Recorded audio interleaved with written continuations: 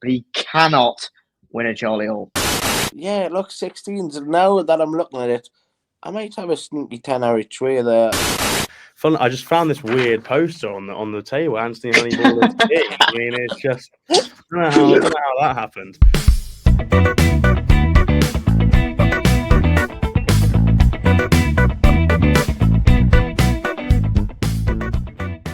Hello and welcome back to the Only Fools Love Horses YouTube channel. Rolling on through the jump season, we're having a quick stop off with some flat action as well this weekend. Yes, it's a bumper weekend of action. We've got the Charlie Hall Chase, one of the first big races of the jump season, followed by the first Grade 1 in UK and Ireland with the BetVictor Champion Chase, also known as the Ladbrokes Champion Chase in previous years, the race at MVLN has farmed over the last couple of years, and the Breeders' Cup on the weekend. There really is action for absolutely everyone this weekend. It's a fantastic weekend, and gents, we roll into this on the back of what was the Cheltenham October meeting, which I fought for the October meeting, which tends to be sort of strict with, you know, small fields and quick ground. I thought it was a really, really good Cheltenham meeting, to be honest. Both Lee and Harry were both there. They were the ones that were the Cheltenham representatives. I wasn't, which I was absolutely crying into my cornflakes about. But Lee, you were at Cheltenham. How was it? Was there any sort of horses that caught your eye? And I suppose you must be excited for this weekend as well. Fantastic, Ash. Honestly, I think Saturday was probably my best day's racing I've ever had, which is a big statement. I've been going racing since I was 7. Can't remember the last. My first bet was about roundabout then and all. But yeah, look, honestly, just fantastic. I was able to go on the Friday. I had a great day there. We had a great night with the Imperial Racing lot. Ian Robinson, he invites us down every year, and fantastic bunch of people. Then Saturday morning, I went to John Joe's. I managed to squeeze John Joe's in. Thanks to Joe O'Neill. Look, Joe invited me along as well. Patrick Mullins was rocked up there as well. He was. I said to Patrick, "Are you trying to get some tips? Yeah, are you, Patrick?" And he just laughed. He says, "Yeah, everything's going to be noted down." And look, he had a look around as well with young John Joe, and yeah, just fantastic setup. Jack Dawes even. And then I went to Fergal's as well, and again a great setup. Completely different. Like it's amazing to see. Like, look, I was at Christian Williams a couple of weeks ago, and then Rebecca Menzies last week, and everyone's just got such a different setup and how they like stuff done. Fergal's is like kind of military, like the numbers that were coming out, and he wanted you know, these lot out and this lot out and this doing this and this doing this, and on the radios, and it was kind of military, it was. But yeah, look, fantastic setups. Had a great day on Saturday. A few eye catchers, which we'll get into, but yeah, just honestly, like, I come home very happy and full of joy, and it's thanks to racing. So yeah, look, I had a great weekend. That's great to hear. Yeah, I mean, you know, some Saturday to do a couple of yards and then go racing at Cheltenham. That's a proper weekend's job. Harry, you were working Friday and then on the social on Saturday. Which days do you enjoy more? Which I can see. Yeah, I can certainly remember the Friday more than I can the Saturday. But Saturday was it's good crack. And you know what? Weirdly enough, as Lee mentioned there, it was one of his favorite days racing. You know, there was a group of 4 of us lads, and we went and we just had. Genuinely, hand on heart, it was one of the best days racing I have had. Just purely, I thought the atmosphere around the whole place was cracking, and it was just it felt different. And I cannot explain why it did or how it did. There wasn't anything kind of, you know, that stood out that was different to the meeting last year. It was just everything about it was just a great day out, and it was so good to be back. I thought the racing was top draw. I thought there was some brilliant performances across both of the days, and you know, it was good to see, you know, the likes of Paddy Brennan and his racing syndicate win the big race on Friday with La Lupa, and I just thought there was plenty of stories there that reminded me why I love the jumps, why it's so good to have it back. And you know what, people can crab it, people can say this and that about why obviously it's so bad about, you know, the ground and all this. If you'd have been there at Cheltenham, Lee can testify to this and back me up. Every single person there, regardless of whether they'd won or lost, would have had a good day's racing. There was 21,000 Ash in the end on Saturday. I think there was 8,000 Friday, so it was a bit quiet on Friday. But 21,000, it just created that buzz. What Harry's mentioning, and I'll just quickly say, look, you know, if Fergal lost the horse there the weekend, I think the Skeleton team did. In that, look, it's a tough part of the game, and commiserations to them because, you know, to go home with an empty box, that's, you know, it's the sad part of racing. But there's many highs, many lows. But if you can enjoy the good days, then you know, we'll enjoy them. In like for me and Harry, look, it was a great weekend. So yeah. That's great to hear, gents. Any eye catchers, Lee? Any horse that caught your eye? Yes, one is the Skeleton horse. Great Fleet finished second to Conman John. Look, I've done two smart horses there, Lee. Two very small horses, I thought. We done a space the other day, Harry, and look, I mentioned the horses. Nick Pierce tells you know, he's head lad there over at Nick's. Dan, sorry, he's been on our show a few times for our Cheltenham preview, and he never steers at me wrong. And he says, look, this has improved massively. Look, the Calico says it was his champion chase. He's bought up, but Great Fleet was a massive price. 33s when he told us. I think it's went off 20s in the end. Come there, travelling well, but I think just had been travelling that bit too well around and was a little bit, you know, too over all the way for it. So Conman John managed to say something. I managed to get on both of them. To be honest, I didn't. I'm a bit greedy. I do try cast. I don't always do the forecast. I try and get the big dollar, and I managed to get the first two, and I paid all right. I think it was 80 quid or something. The forecast. I couldn't get the third though. But yeah, look, Conman John really liked from Lucinda Russell's there, and kicked on and stayed on well. Great Fleet travelled very well. Come to the last, just didn't have quite enough to get by Conman John. So Great Fleet. There's one more. You mentioned it just before. We've just been chatting. What was it again? Brookie. Yeah, look, I'll let you roll with Brookie, but look, it was just an eye catcher. It was a horse maybe it was just too high in the handicap for that type of race, but I just thought it ran a solid race. It had to give, you know, weight and return. That was an eye catcher. Go on, sell it to them.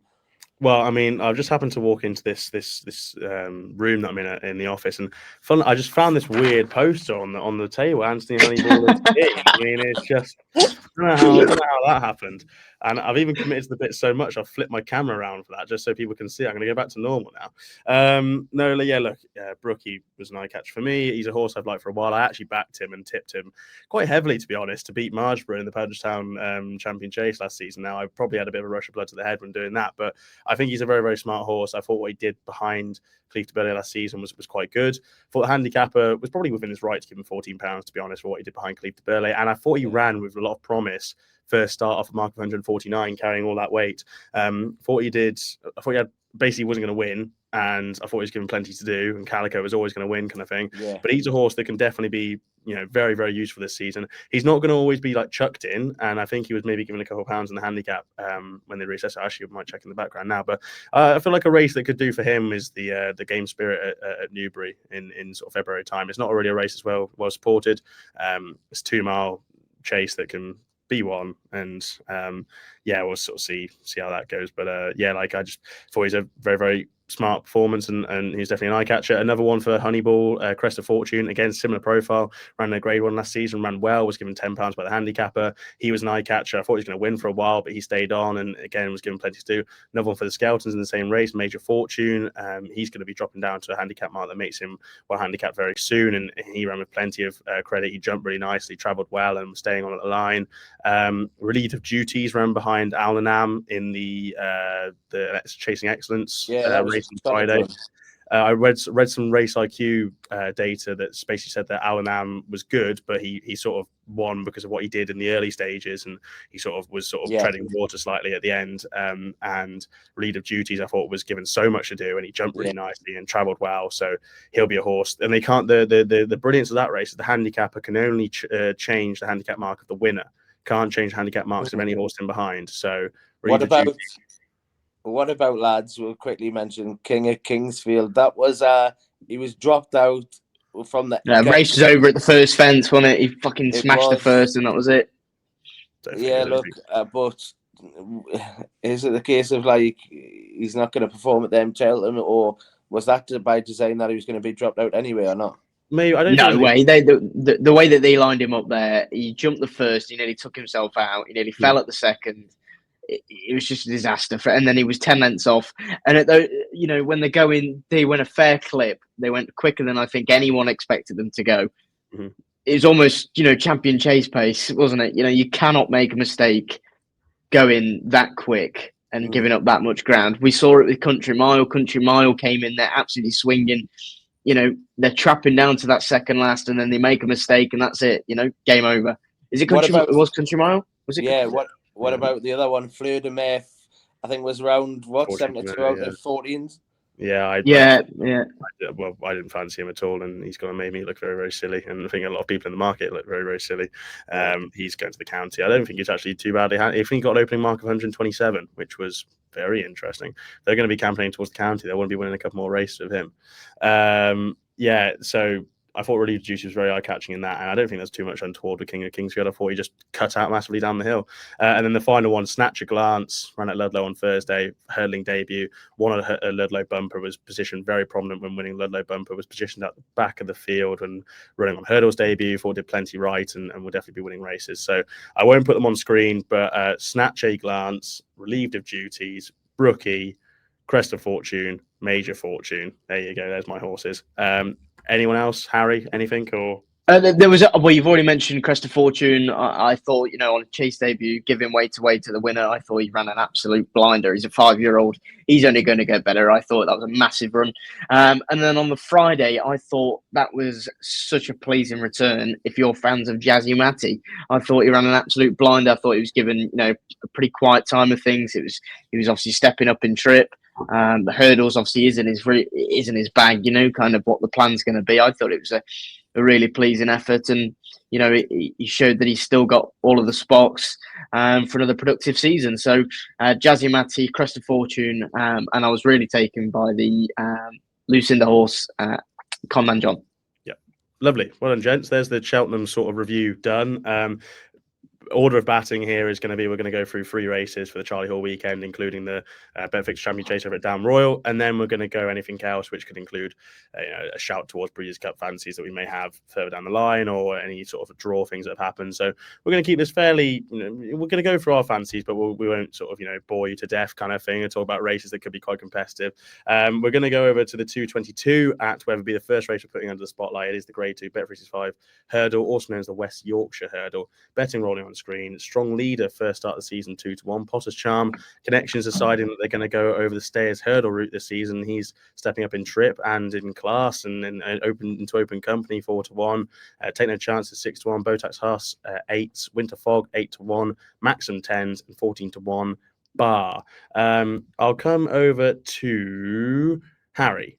What do you fancy in this? Look, Take No Chances, a horse. I put up Take No Chances for the Mayor's Hurdle, and she came third. Kind of what she's gonna be kind of running as. She's gonna be coming from the back. She doesn't really know how to run a bad race, actually, to be fair, because she always seems to give a run. She beat, I can't think of the Kenny Alexander horse at Ascot when the Mullins horse, Carl Geese, I think it was. I think she overturned her, and she's just a very tough horse. And I'm slightly miffed that they're not going for the race half an hour before. We were talking off camera, me and Lee. Obviously, weren't we? And I think she'd have won that. I think this is going to be a bit tougher. Potter's Charm is a horse that I can't really warm to. I don't know why. I think this is going to be a big step up. Now, many a times I've said stupid stuff like this, and it's come back, and the horse has gone on and won by 10. Strong Leader's a very good horse in his own right. He's just a classy at whether the ground's going to be too quick for him. I don't know. I just think Take No Chances with her running style. She's going to get weight from the boys. The Skeletons are clearly going to be gunning for the pots. Calico picked up a healthy prize. That they had a really good weekend at Cheltenham last week, and they seem to be coming into form. I think 6-1's more than fair. Botox Haas wants a swamp. Maxim, is a steady horse on his day, but is he as good as what people think? And that's the way I've kind of looked at it. And by process of elimination, I think Take No Chances is my selection in this. There you go, 6-1. But you wish he was running in the mare's hurdle just before. I do. Lee, how do you assess this race then? Strong leader. He's very good sort of on those flatter tracks going left-handed. He's not much of a Cheltenham horse, and he won first time out last season, winning the long distance hurdle. So is he sort of that solid one at the top of the market, or just what do you make of the race? Yeah, similar to Harry, but very solid at the top of the market. Like you say, it's a strong leader there. I think 2-1 probably fair. And the other one, each way player, Take No Chances. First one I'd scrap off as Potter's Charm. Look, you can save it, bookmark it, hang it in the Louvre, do what you want. First one out, Potter's Charm. If it wins, I'll take it on the chin, and I'm happy to do so, but not one for me. Take No Chances, exactly like Harry says. Look, she has a fair chance in it. And each way price, look, 6-1's fair enough. The likes of Maxim and Botox has are probably them to fill the frame. Yeah, look, I have it exactly as Harry's mentioned, but I think Strong Leader definitely has a good chance. You mentioned there the race in Newbury. Look, that was the starting point last season. Clearly more forward this season, Ash, and in the team's in such great form. There might just be a notch ahead in I'm not saying planet. Look, I mentioned both them yards, Ollie Murphy's yard. They might be picking up these pots in building along the way, trying to make momentum well and make the it pay while they can. And the likes of Dan Skelton's yard, I see it as, and look, I kind of mentioned it to Nick as well, and he didn't want to say it too much, maybe I don't know, but I have it like Willie Mullins has been. He doesn't come out to like John Durkin and forward onwards, November onwards. You won't even see his horses properly until then. And the stars are Christmas, Dublin Racing Festival, Cheltenham, Aintree and Punchestown, and that's his gig. And maybe he's to try and overhaul him this season. The Skelton Yard are going to save theirs a little bit back and then get them bigger pots. There's plenty around Christmas to get. And these ones at like the November meeting and stuff, Willie Mullins isn't coming to November meeting. That's not his gig, So I just think they might be a little bit behind and backwards. Now's the time maybe they'll kick on. We're short at the weekend as the likes of Calico. It was a big pot. I think it was 45k or 50 or whatever. But anyways, look, yeah, I just think Ollie Murphy's going to make hay while he can, and the Skeletons, they might just need that run. I don't know what this is, way fast. I don't know if you can get that up, but yeah, look, Strong Leader, Take No Chances. One of them two will be for me, but the first one I'd scrap is Potter's Charm, and I might be eating my words, but live by the sword, die by the sword. Yeah, 35k to the winner this race, by the way. Yeah, look, I love Potter's Charm. I was one of his founding members of the fan club last season. Saw him win at Worcester on debut, and he was my what's the race now? Turner's horse, but just didn't really go for him. I think they just ran him a bit too quickly and too much of him early in the season. I'd like to see how he goes in staying hurdles, so I'd happily leave him this weekend. I sort of similar view to you boys, but I actually probably went a bit stronger and thought that Strong Leader is going to take a bit of whacking, to be honest. So he'd be mine. If I was going to give you one each way, I actually thought Winter Fog was very interesting. You spoke about Willie Mullins horses not in the season. Yeah, no. You said not Willie Mullins. Not he's older than me. Yeah, but he's a horse that you go back and watch that Punchestown Stayers hurdle again. He travels like the winner up until the last, gets the last a bit wrong, and then just it's very hard for him, not really as a natural 3-mile hurdler, to lose momentum and then get back to momentum over that distance. He's been campaigning as a 2-mile hurdler. And he's had a couple of spins over 3 miles. One of them was very promising at Punchestown. I think he's won over 2-mile 5 as well. I thought he was interesting each way. Just he's going to be fit because he ran in Cesarewitch at Newmarket. I just don't know why they're giving him the entry. Why would they enter him? And they're going to try and fish. They're not going to fish for a handicap mark with him because he's rated 150 something silly like that, 150. Right? They're not going to. There's no chance they get that horse down to a winnable handicap mark very quick enough. They have. Look, he's a horse that could run every other month. And he'd done it last season, and he can do it again. He'll pick up these pots and the prize money. Look, he was like third in the champion hurdle or whatever, second in a different champion, blah, blah, blah, blah, blah, along the way. He'll pick up them scraps when there's nothing running. And this is a scrappy race. When the likes of a State Man comes out, he'll be about the back of the telly in these races that Willie Mullins actually want to win, the bigger pots down the line, the Morgianas and stuff. He'll be out the back of the telly. You've kind of made my case there. It's not. Yes, I have made your case. Yeah. That's why he's running. No, that you say is why he's running here. That's why he's running here because, but at the same time, it's like it just shows how bad like some of these might be. Look, he could run on for places, but he's not win material. I think he could be. I think he could be. I think he's gonna be the one where like he just pitches up and you can just hear the commentator like 2 out going, and Winter Fog still goes well, just something like that. I think I give him a chance each way, but strongly I'm sort of a bit stronger on the Charlie Hall. The big race of the weekend, the race we're sort of all looking forward to. A bit of a mixed one, and the fact it's competitive, but I suppose, we'll probably talk about it, it's not maybe like the standout horse kind of thing, the one that's going to be winning, a Gold Cup or anything like that, or even probably, kind of dare say, running in a Gold Cup. Protector at 5-2, Pictori 4-1, Hewick 5s, Jello 6s, Stella Story is 10s alongside last year's winner, the Real Whacker, Croke Park 16s, Garlaw 16s, Hanging Head 25s, and Sam Brown complete the field. 3-1. Leo, coming to you, just like what do you make of this race? Obviously, Protectorat, he's a former BetVictor Chase winner. He hasn't probably been at his best, but he has shown sparks of going well. Fleur de Lis Chase win last year. A lot of horses have to give weights away here. If Hewick's not one of them, he comes in off a spin off of hers. It's just made my head spin. Let's put it that way. What do you make of it? Yeah, tricky to assess. That's you're 100% right. Pictori, I've never warmed to. Stella Story and Croke Park, do they send them both? Yeah, probably not. The Real Whacker, I'd never forgive him. Gallo. That sounds heart over head there. That sounds whatever he does in this season is heart over head. Nah, look, he was disappointed enough a few times, and last time it was a fair enough run, but not for me. Look, the outsiders there, the likes of a Sam Brown getting on too much. Hang in there, one of the veterans, but look, they'll have to step up to play it in this game. Jajello's probably the each-way play, I would have said, against Protectorat. But look, I'm going to stick with Protectorat. I think, like I mentioned before, and I've kind of coupled it in, the Skeletons, look, there's some going to be on it and some are not. And Protectorat, I think this might be his early season bag. There may be a couple of races. He'll go back to that Windsor race. What's it called again? Fleur de Lis. Fleur de Lis, that's it. So it bolted up in them type of pots. It might be like, say, 3 targets. I think he might go back to that Peter Chase, isn't it? I think.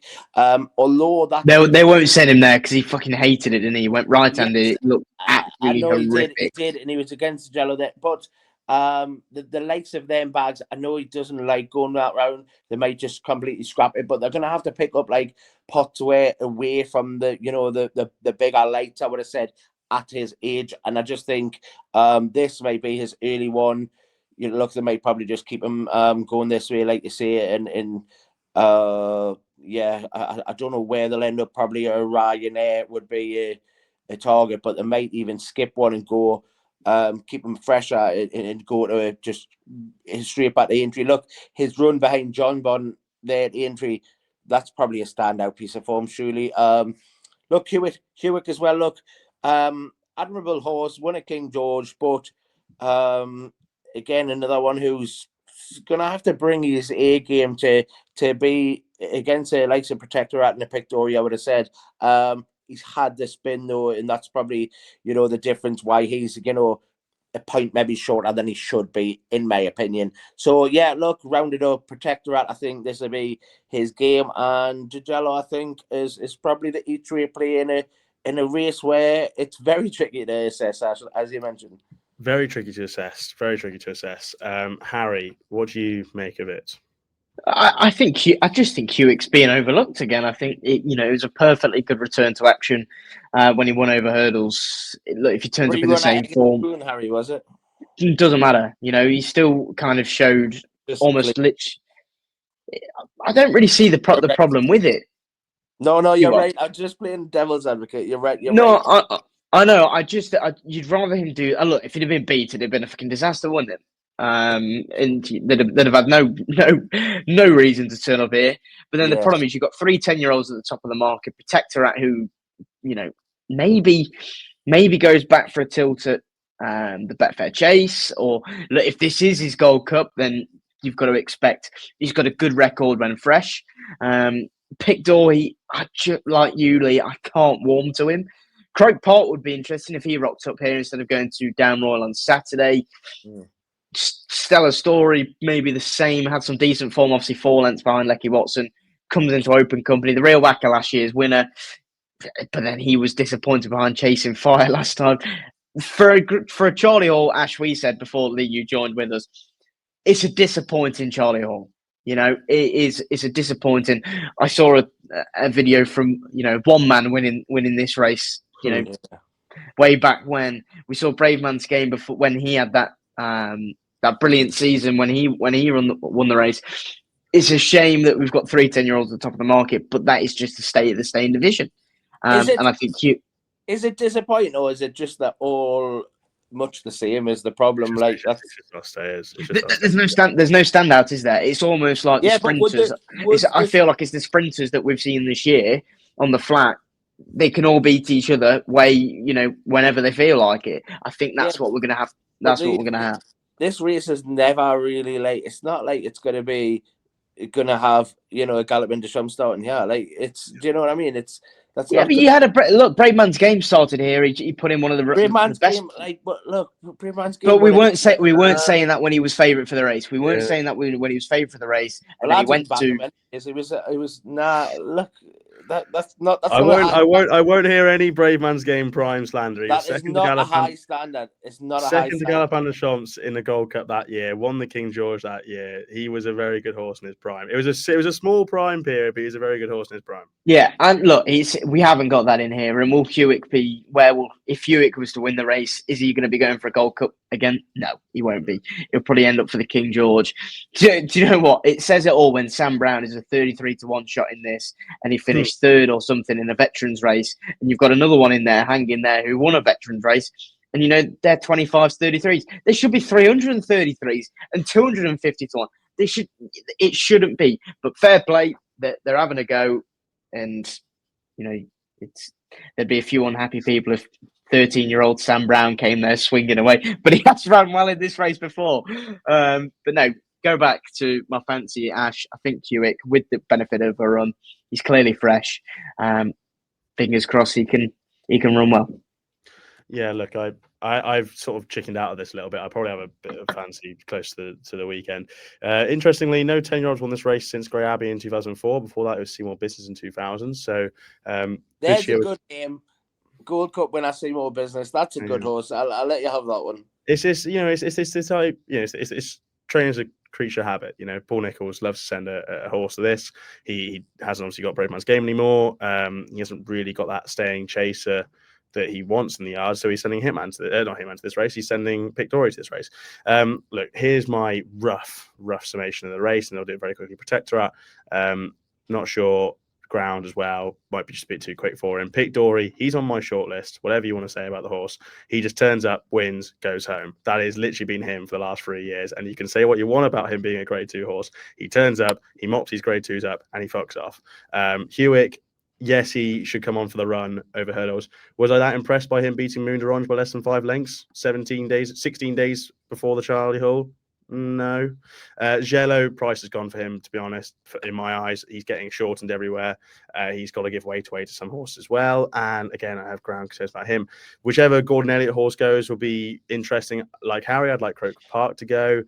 See a declaration time. I'll probably talk a little bit more about that on the Saturday show. The real whacker, have to give him a chance. Just the right age. This has been the plan. Whatever you say about his run behind Chasing Fire last time out, that was obviously a target, a prep run for this. So he could have finished 47 lengths back in a different parish. He could be a different horse for this race. Garlaw's got the Coral Gold Cup in mind, though. If I knew he was 100%, I'd almost give him a chance. Hang in there. He jumped like an awful horse around Chepstow and then won. Even though he cannot win. He cannot, for the sake of jumps racing. Hang in there. Look, he's a lovely Ulster connection, but he cannot win a Charlie Hall. I kind of agree, but I'm not. No, completely bollocks. right. Don't lie. You fully He agree was the with me. first horse I wrote down on my notes. I said he's the horse we know is in good form and he'll like the ground. But I just remembered he jumped pretty badly around Chepstow and still won. So no. And then Sam Brown, he's 13. I don't know. I can't really back him with much confidence. He doesn't even. Sam Brown doesn't even need ID when he goes to the petrol station.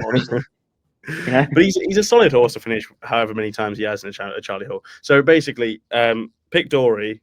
I might just get close to the weekend and go pick Dory just wins. The real whacker and whichever Gordon Elliott horse goes will be the 3 horses I'll be weighing up on the weekend. You can't have all that. No.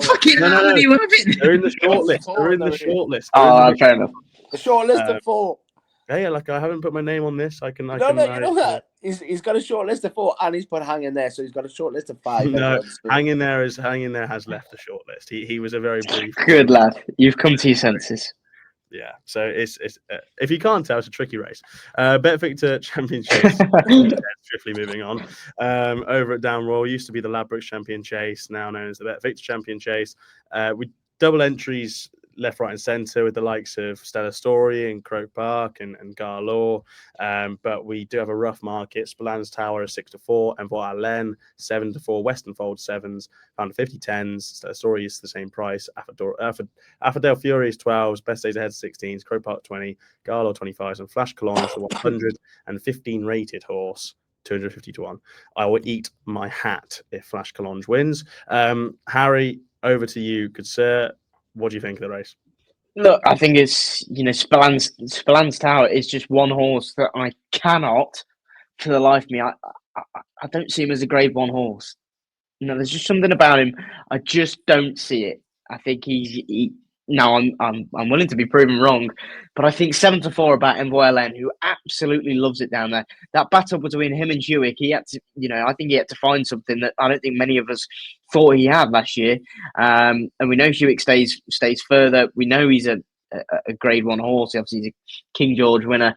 Envoy Allen, for me, is a great bet at 7-4. Now I'd probably put the devil's curse on him, as the look seems to be rotten on the YouTube channel at the moment. But I really do. I think the market's got it completely wrong, and I think the worthy favourite is second favourite. So Envoy Allen. I think the rest have got it all massively to step up. We know that obviously Henry's Yard are going pretty well at the moment, especially over in Ireland. I think he had a few runners that ran decent enough races over here at the Cheltenham meeting. Envoy Allen will be the one that I'd side with in this. Nice. Lee, what about you? Quick words for this race? Yeah, look, I'll probably take a look at Gordon's, few. I would say Found 50 definitely had a chance. Look, I kind of yet to work out Spillans Tower, but does probably have the class to be at the top of the market with Envoy Allen. Better Days Ahead as a horse I really like. I just like to see in the season going forward of what he's made of now. Like when he's a Martin Piper, and then last season he was there or thereabouts. But yeah, I just want to see and horse I really like, and maybe he can kick on this season. I don't know. He's one, isn't he? That I think out of this whole field, he's got so much improvement that I think that is still untapped. I think there's so much untapped potential in there. Yeah, looking at it like 16s, like you could probably take a stab because the other two are entered in Weatherby there. I don't know why I'm pointing. That's not Weatherby, by the way. But yeah, look, the two are entered at Weatherby. Yeah, look, 16s. Now that I'm looking at it, I might have a sneaky 10-hour tray there on Better Days Ahead. Sorry. Yeah, we'll see. We'll see brighter days ahead, hopefully as well. Make Chase debut, but yeah, Better Days Ahead at 16. Yeah, I'll take it. Could make it onto your shortlist then potentially, just as an each way play. I actually was probably a bit more stronger on this race, having been very windy on the Charlie Hall, if you can tell. Found a 50. I thought he was very interesting. He's got some nice bits of form. Like he was second to Ilete Thompson in February 2024 in a Grade 1 at Leopardstown, second behind Gaelic Warrior in the Arkle, beat Master Chewy at Aintree. This is all sort of 2-mile form. And then last season, he won on debut very, very impressively on seasonal reappearance, beating Pinkerton, giving a lot of weight away at this course over 2-mile free. Ran to an RPR of 165 that day, beat Solness and a grade 2 in a grade 2 a 2-mile race. Wasn't given a very good RPR that day, but Solness did go on to win a grade 1. Probably was touch lucky to win a couple of grade 1s, but still a solid enough horse. And then just disappointed in the Champion Chase, and then went and won a 2-mile 4 race against St Sam at Fairyhouse. I just think he's still a bit unexposed, and I was actually, with the benefit of work, I was editing this video earlier from last week. Sorry, Gordon Elliott doing this preseason interview with Ruby Walsh for Racing TV, which I think is actually out now. And I was editing it towards the end, and they were sort of talking about Founder 50, and they're talking for the down raw runners, and Gordon went, "Now Founder 50, that's an interesting horse when you're stepping up to 3 miles, and he could go to this, BetVictor Champion Chase." And I thought it was sort of like a bit of a glint in the Gordo eye there. He's a bit unexposed. He obviously goes well fresh. I could give him a chance, and he'll like the ground as well. So Founder 50, 10-1. I've seen worse 10-1 shots in a grade 1, so I'll have a little bit of a swing probably on him at a price. Gentlemen, then we shall go to weekend best bets. We're going to look at elsewhere. Harry was going to put Take No Chances up for the mayor's race, but then she don't know if she's going or not. So Harry is unfortunately going to be there. She'll be some shoeing if she wins if she gets declared for the half hour before. But I think Katira's going for that one, isn't she? So it'll just be me and Lee putting up a couple of other fancies. I'll give the floor to you, Lee. Just a few from Ascot, because there is a decent card at Ascot on Saturday. Yeah, look, I really like the Changing Man. He done nothing wrong last season. He fell on reappearance in the Badger Beer. He would have had half a squeak at least to fill the free mash. But then he's second in multiple of races, like the rehearsal chase at Newcastle behind Ferrero Bamboo. Was second in a race behind Victorino, who's a Ascot specialist over course and distance here. And then My Town as well, second in the Ultima behind My Town, was a blot handicapper, let's say, and was really well backed into favouritism. So to bump into him, he was right on his money, and he's got potential to be a lot higher rated than a handicapper this season, My Town. And the Changing Man still finished second there, but he had won the Grade 2 Reynoldstown over course and distance as well. Bolted up in that. The second ended up winning there at the weekend at Cheltenham. Was beaten 24 lengths. The favourite despite in the race at the time, I think it was Django Bay. I want to say, I might have made that up. But one of the favourites, was it Django Bay or was it? Might have been Jinko Blue. Might have been the other. Jingo Blue, that's the one. I couldn't think of the bloody name. Jingo Blue. Yeah, I think unseated up despite whatever it was. But anyways, he come home 24 lengths alone, basically. The second one at Cheltenham there the other day. He's got strong form, and he mixed it at the top level. He then ran behind Codwell Potter in a Grade 1. He was well beat. He ended up third, I think it was. He was well beat. There was melee where pulled up, come down, whatever. But he was still well beat. It was a Grade 1. He's dropping back in class. The trip suits. He's a course and distance winner. And he was going well on return last season before tipping up. I just think he's got a lot of strong credentials, and the team hasn't been in the strongest form. They've had a winner there recently, but they've still been running well. And I just really like the Changing Man. I'm happy to wait, and I think you can get 5s, maybe he's a touch 11-2, but 5s each way. You're getting your dollar back, and he's one of them where the form was fell, then it was second, third, second. First, and then a third, so I think it was like 4 seconds, a third, and a first. And like I say, 5-1, he'll not be out the frame, hopefully. So Changing Man. I do like Alexi as well, is in the the coffee handicap. I can't remember the name of it, but anyways, that race. Lexi, same mark is when running second in the Welsh Champion Hurdle. Has learned to settle by that run. I thought settled a lot better than last season. Was pitched into a listed race. Had 1, 2. Just standard hurdle races when coming to this yard. I think it was 4-time German flat winner. And yeah, look, I just thought learned to settle a lot better.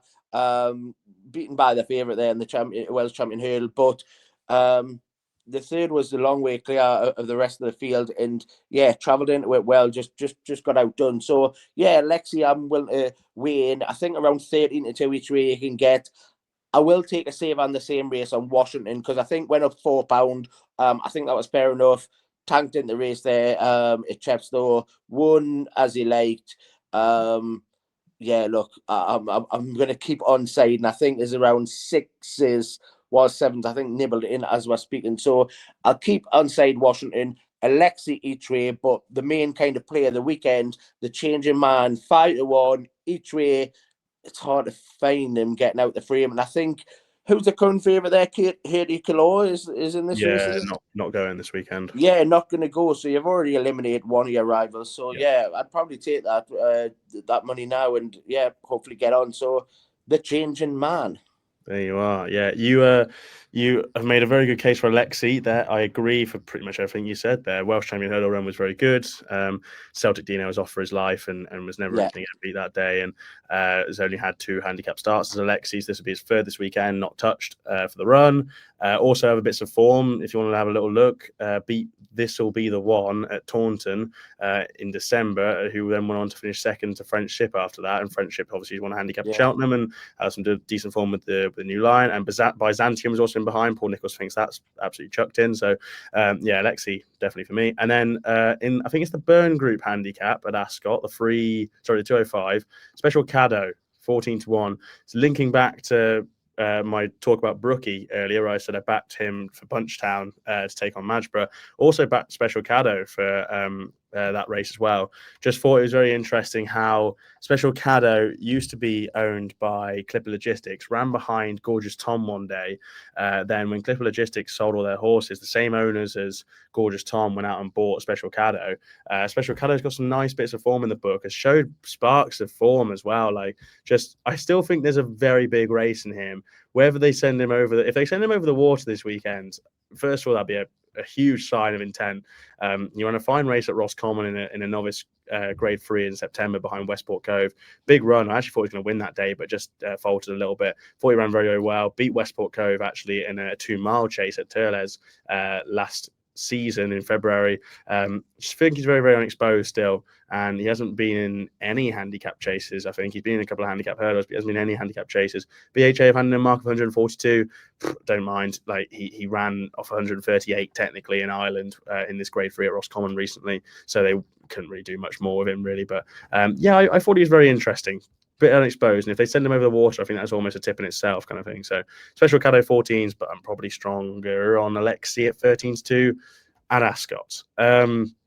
That's all, gents. We Breeders' Cup stuff. We're still dissecting it all. Where obviously the draw happened last night, while we're probably all asleep, and we're still sort of looking at it. Just a quick chat. Aidan O'Brien's been stiff by the draw a little bit. I think the Gustard is probably the one that I thought would probably be too good even with the draw out wide. But Lee will have fancy for them. Definitely on the Saturday show, which 10:30 a.m. on Saturday on Twitter. But I'm sure we might have a couple of fancies. I might put up a couple of fancies on Friday for the Breeders' Cup on Twitter. So check us out there. But yeah, just Breeders' Cup chat on Saturday for the Saturday show. Yeah. We might me and Harry might have. Look, I've already kind of changed codes, but we already know where these ones are at, Ash. The difficulty, would be the draw. Look, Gustard's out in the car park, so it's just whether you take my theory is always betting. I take the best horse in the race. Draw can come into it, different stuff. And if I'm having a punt, it's the best horse in the race.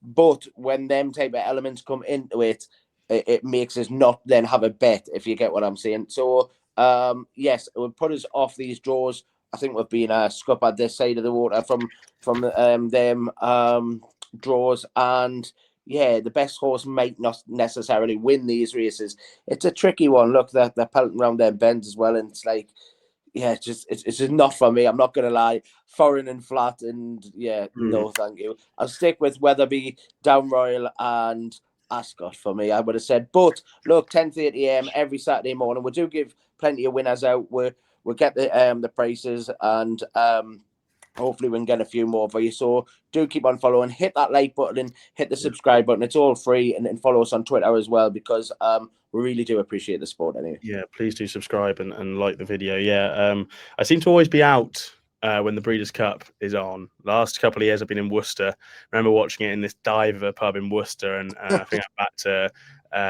it might Shout have out been to the dive in Worcester, isn't it? the dive. I can't even remember the place. But I think I'm back to Al Qudra for Godolphin, and that was beaten maybe by Henri Matisse. Potentially, or it might be in Amori City, and Henri Matisse won from the widest draw. I'm going to be in Cardiff this weekend, so if anyone from Wales is tuning in and they're in Cardiff on the weekend, I'll be there dressed up as one of the two stepbrothers as a Halloween outfit. So I'll probably be in a pub somewhere doing my bollocks on the Breeders' Cup while in a shout out to a dive in Cardiff. Yeah, shout out to Drive in Worcester. But yeah, check us out 10:30 a.m. on Saturday for our finalised fantasy on Charlie Hall Day and any Breeders' Cup chat. Yeah, that's it really. Check us all out on Twitter, like and subscribe, follow us everywhere on the socials. If you want to play on any fancies, please do it responsibly. But until our next video, we'll see you very, very soon.